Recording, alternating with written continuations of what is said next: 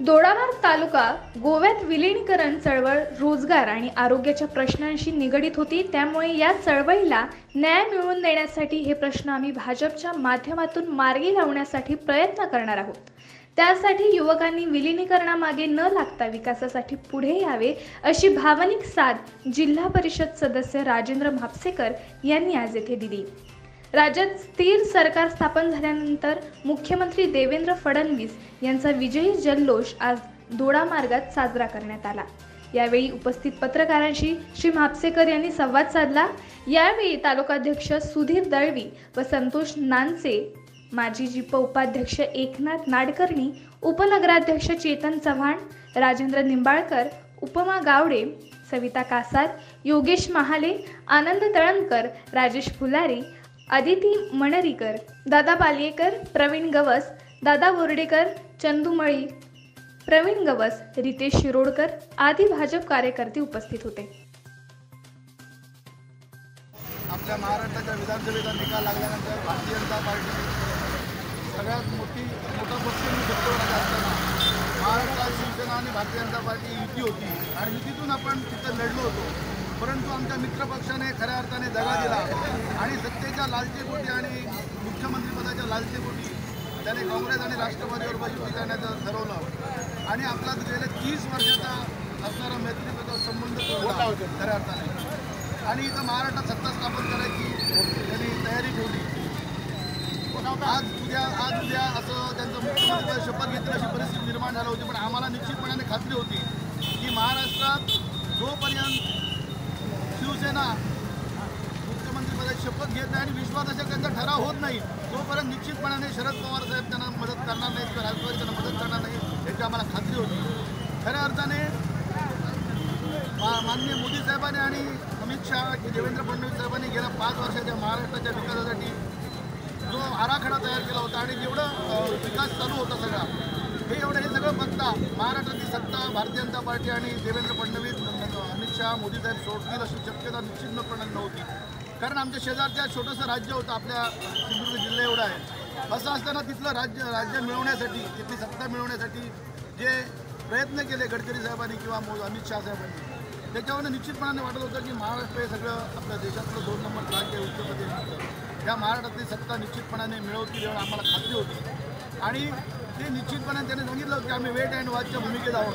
त्याचवेळी आम्हाला समजलं होतं की भारतीय जनता पार्टीचे नेते एवढे शांत बसणार, सत्तेसाठी एवढे शांत बसणार नाही, निश्चितपणाने सत्ता मिळवतील आणि त्याप्रमाणे आज माननीय अजितदादा पवार साहेबांनी पाठिंबा दिलेला आहे। खऱ्या अर्थाने म्हणजे राष्ट्रवादीने पाठिंबा दिलेला आहे। भारतीय जनता पार्टीचे मुख्यमंत्री म्हणून माननीय आमचे देवेंद्र फडणवीस साहेबांनी शपथ घेतलेली आहे, उपमुख्यमंत्री म्हणून अजित पवार साहेबांनी शपथ घेतलेली आहे आणि निश्चितपणाने या महाराष्ट्राच्या विकासासाठी खऱ्या अर्थाने आज विकासाची पुन्हा एकदा चालना मिळालेली आहे आणि खऱ्या अर्थाने आता हा विकास कोणी रोखू शकणार नाही।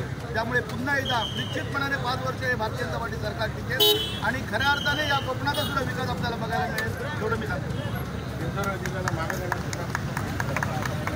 या सिंधुदुर्गातल्या तरुणांना जवळपास 1 लाख तरुणांना रोजगार मिळण्यासारखा जो प्रोजेक्ट आहे नाणार प्रकल्प, हा त्यावेळी राणेसाहेब आणि शिवसेना विरोध करतो, पण आज राणेसाहेब भारतीय जनता पार्टीचे नेते आमचे आहेत आणि राणेसाहेबांनी आज खऱ्या अर्थाने पाठिंबा दिलेला आहे या गोष्टीला।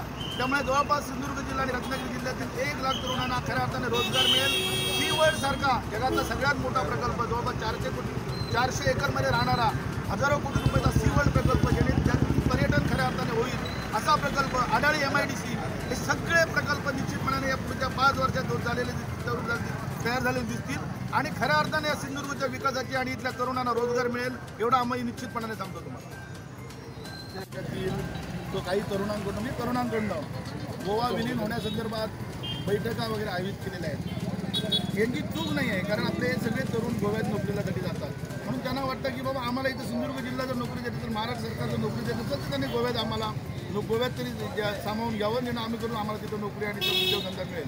परंतु मी निश्चितपणाने सर्व तरुणांना आणि आमच्या दोडामार्ग जनतेला सांगतो की आज तुम्ही तुमची चळवळ होती, ही तुमची चळवळ निश्चितपणाने चांगली होती, त्याबद्दल वादच नाही। परंतु आम्ही बघतोय की गेली कारवार, निपाणी, लोंढा हे सगळे जे मराठी भाषिक पट्टे आहेत कितीतरी वर्ष 2-2 पिढ्या झगडत आहेत की आपलं विलिनीकरण होण्यासाठी, परंतु त्यांचं ते विलीनीकरण झालं नाही। महाराष्ट्र, गोवा, कर्नाटक हे विषय परंतु निश्चितपणे सांगतो आपल्या दोडामार्ग तालुक्यातील जनतेला यापुढे गोव्यात विलिनीकरण करा म्हणून सांगायची गरज पडणार नाही.